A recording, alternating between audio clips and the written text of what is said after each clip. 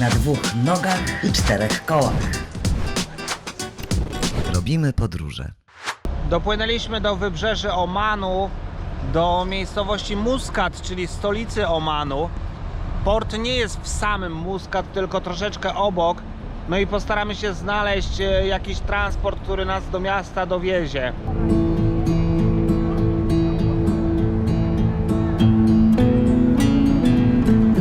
Niestety okazało się, że wydostanie się z portu tutaj nie jest takie łatwe i pierwszy raz w życiu musimy skorzystać z takiego środka transportu. Udało nam się dostać na pokład autobusu hop on hop off. Nie było to najłatwiejsze, bo podjazd jest dość stromy, ale przy pomocy obsługi jakoś daliśmy radę. Pierwszy raz korzystamy z tego rodzaju środka transportu przy zwiedzaniu. Nie było to najtańsze, ponieważ 68 euro za osobę coś takiego kosztuje. No ale w naszym przypadku nie było troszeczkę wyjścia, bo ten autobus darmowy, który wyjeżdża z miejsca, w którym zacumował statek, nie jest dostępny, nie jest dostosowany. Jest całkowity zakaz chodzenia po porcie, więc niestety kiszka. No i musieliśmy, jeżeli chcemy coś zobaczyć, to musieliśmy skorzystać właśnie z takiego rozwiązania. Zobaczymy, może nam się spodoba. Pierwszym naszym przystankiem niekoniecznie do zwiedzania jest check-in, bo musimy się odbić paszportowo, żeby mieć wizę 14-dniową do Omanu. Całe szczęście mi nie każą stąd wysiadać, mogę zostać w autobusie, a Gocha załatwi za mnie całą papierologię. Robimy podróże. No i jedziemy sobie autobusem, na razie to tak nas przewozi chyba po jakichś zapleczach Muscatu albo po jakichś takich mniej turystycznych miejscach. No i pierwsze co można zauważyć to to, że na pewno brak tu jakichkolwiek wypłaszczeń przy przejściach dla pieszych, więc kiszka byłaby, jeżeli by chcielibyśmy to robić samodzielnie. Druga sprawa taka, że Muscat to jest tak wydarty wśród gór i wśród pagórków. Każda wolna przestrzeń jest zabudowana, którą tylko da się zabudować. A trzecie spostrzeżenie jest takie, że może być tu stadion piłkarski, dość duży, nie nazwany od Pepsi, Coca-Coli czy innego koncernu, ale od policji. Stadion imienia policji w Muscacie jest.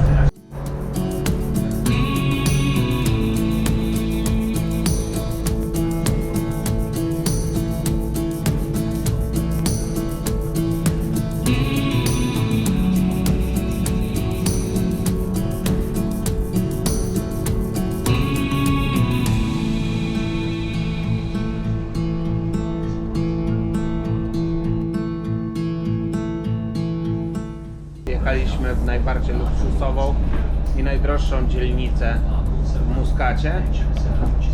Ja nie wiem, są faktycznie domy za płotem, za murem, więc takie prywatne osiedla jak u nas. Trochę inaczej wyglądające może, ale zadanie te mury mają to samo, oddzielić tych bogaczy od tamtych drugich. Tak wygląda człowiek niezadowolony.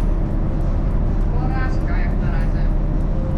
Ale zobaczcie jakie piękne widoki.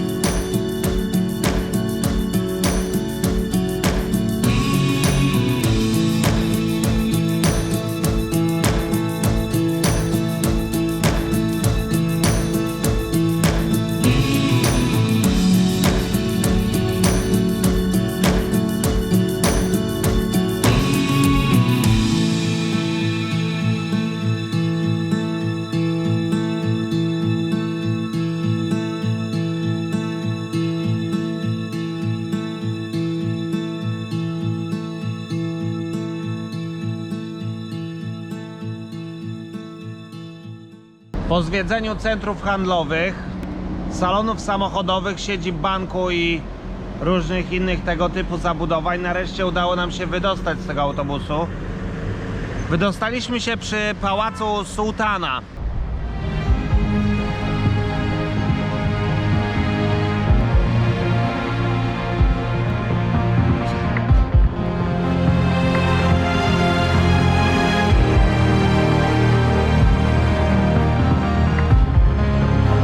Pałac, do którego dotarliśmy, nazywa się Al-Alam, co w języku arabskim znaczy flaga. I właśnie z tą flagą wiąże się pewna legenda. Otóż gdy niewolnikowi udało się dotrzeć na maszt i dotknąć flagi, stawał się wolnym człowiekiem.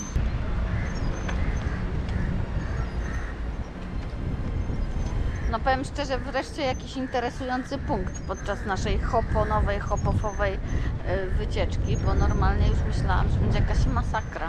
No tutaj to nie trzeba być szpiegiem, żeby wypatrzeć to, że to jakiś royal center, royal miejsce, bo klimat zupełnie inny architektonicznie, czysto jest dużo bardziej niż w innych rejonach Muskatu. No i tak glamour nieco. Pałac Al-Alam, który jest jedną z 6 rezydencji obecnie panującego sułtana, został wybudowany w latach 70. XX wieku, no i ma dość ekstrawagancką, jak na arabskie klimaty, architekturę. No, a sam ten pałac taki na bogato jest, poza tym, że jest kolorowy, co tutaj jest bardzo rzadkie, żeby budynki były kolorowe, aż tak. A do tego wszystkiego jest potężny, w lewo, w prawo, do przodu. Wszędzie ciągnie się pałac sułtana. No w końcu jak ktoś jest sułtanem, to naprawdę musi mieć byczą chatę, nie? Albo wielbłądzią chatę.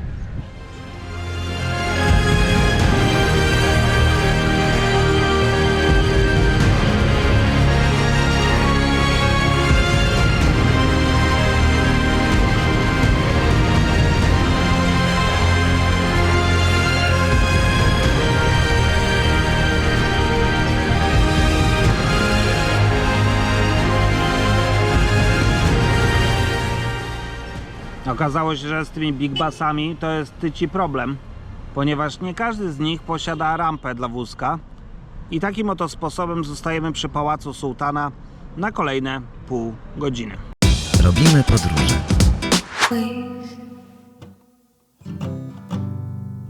Falling asleep late in the night when I think you'll leave. Udało nam się złapać autobus z rampą i takim oto sposobem dotarliśmy do nadmorskiej promenady, która co jakiś czas posiada altany bardzo klimatyczne, takie w stylu arabskim, orientalnym, pod którymi można sobie zasiąść, przysiąść i porelaksować się. Dalszą część naszej wyprawy postanowiliśmy standardowo, jak to na nas przystało, odbyć na nóżkach i kółkach, czyli na 2 nogach i 4 kołach przez Muscat od tego momentu. O, i zaczęła nam się taka sytuacja, że popowiadaliśmy panu o naszym bateku. Okazuje się, że on nie jest tak dobrze na świecie znany jak w Europie i zadziwia wszystkich, także super urządzenie, polecamy bardzo. My name is Abdallah as well, and my younger brother, as I said, that he has got the same problem of quadriplegic, and he uses this type of things, but not exactly the same. So this is really good one. I wish you all the best. I'm from Oman Television. I make actually report, and I do the interview with different people. Thank you very much. Thank you. W naszych podróżach zdarzają się różne rzeczy, a tym razem udało nam się wystąpić w lokalnej telewizji. No my to się zawsze będziemy pchać na ten szklany ekran normalnie, nawet przypadkiem. Pewnie to słychać, że jesteśmy nad morzem, bo wieje przeokrutnie i zimno się zrobiło strasznie. Zmierzamy w kierunku najstarszego w tym regionie bazaru. No i trzymamy kciuki, że uda nam się dostać. You're seeing right through me. You're not listening again. And you're saying A do tego bazaru zmierzamy nad morską promenadą, która podobnie jak w Grand Canary zlokalizowana jest tuż przy bardzo ruchliwej ulicy. asking for preaching. You feel something missing. Nie wierzę w to, co właśnie widzę. Przez cały dzień nie widziałem w Omanie żadnego zjazdu na przejściu dla pieszych, a do bazaru jest.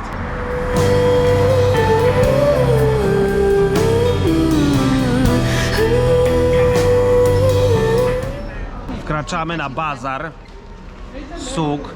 O Jezu, jak tu pachnie w ogóle.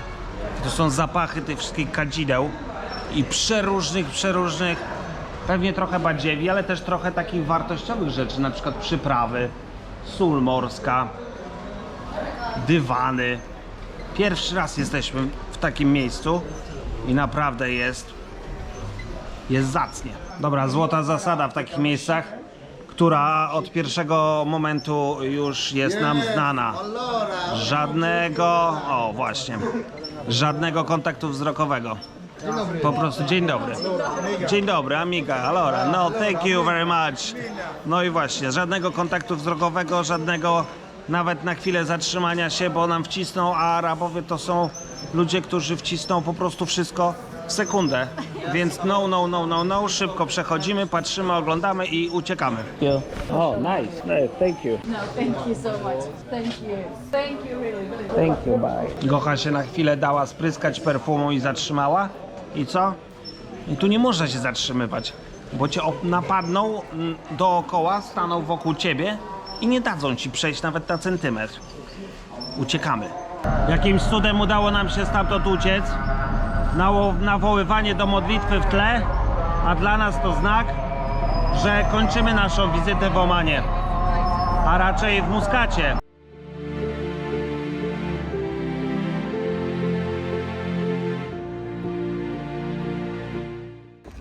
Oto co się właśnie wydarzyło. Kamil jedzie za samochodem, który pilotuje nas do naszego statku, ponieważ nie mogliśmy dostać się tutaj żadnym środkiem transportu.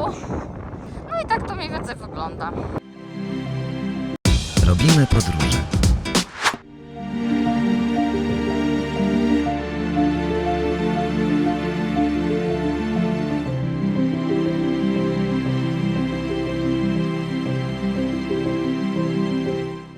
Dopływamy do miejscowości Hasab w Omanie, a tak naprawdę do portu zlokalizowanego nieopodal tej miejscowości. I ten moment jest dobrym czasem na to, aby wymienić jedną chyba z głównych zalet podróży statkami pomiędzy miastami, kontynentami. Otóż jest nią możliwość zobaczenia tego wszystkiego, tych wszystkich pięknych widoków, tych miast, tych portów, ukształtowań terenu, gór, pagórków, wulkanów i innych miejsc z morza, z którego one wyglądają zupełnie inaczej, ponieważ łapie się tą inną perspektywę. Dlatego warto wstawać wcześnie rano czasami na to, aby zobaczyć wpłynięcie do portu statku, a później poczekać do późnego wieczora, żeby zobaczyć, jak to wszystko prezentuje się także w nocy.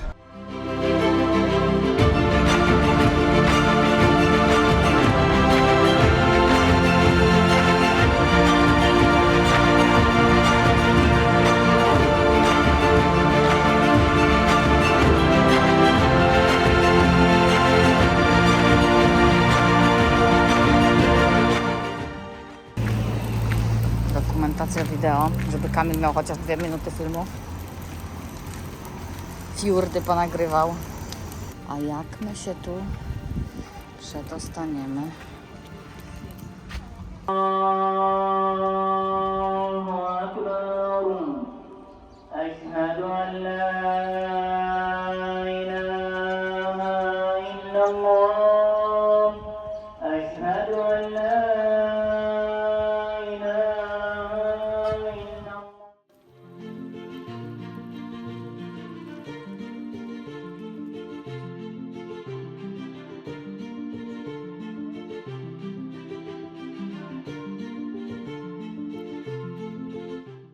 غير المغضوب عليهم ولا الضالين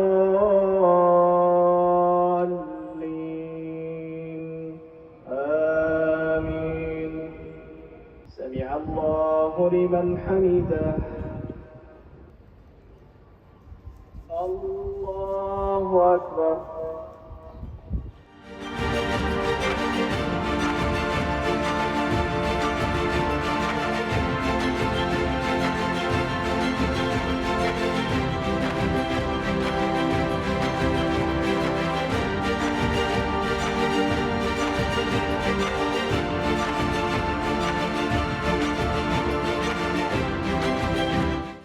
Kończymy naszą podróż, nasz rejs po Zatoce Perskiej, po krajach Półwyspu Arabskiego, po Emiratach i Omanie. Kończymy ją tam, gdzie ją zaczęliśmy, czyli w Dubaju, metropolitalnym Dubaju, stojąc dziób w dziób z największym statkiem należącym do armatora MSC. Szybkie podsumowanie tego rejsu. Chyba nie najlepszym czasem na odbywanie podróży, szczególnie po wschodnich krajach Półwyspu Arabskiego, jest styczeń, ponieważ aura nie sprzyja tutaj momentami i bywa bardzo zimno, szczególnie wieczorami. Niemniej jednak my jesteśmy zadowoleni z tej podróży, bo chyba celowo do Omanu byśmy nie przyjechali, a tak zwiedziliśmy jego stolicę i zwiedziliśmy Hasab, czyli fiordy Omanu. Dziękujemy Wam bardzo, że byliście z nami w tej podróży. Zapraszamy na kolejne filmy. No i oczywiście na bloga i do śledzenia tego kanału. Do zobaczenia!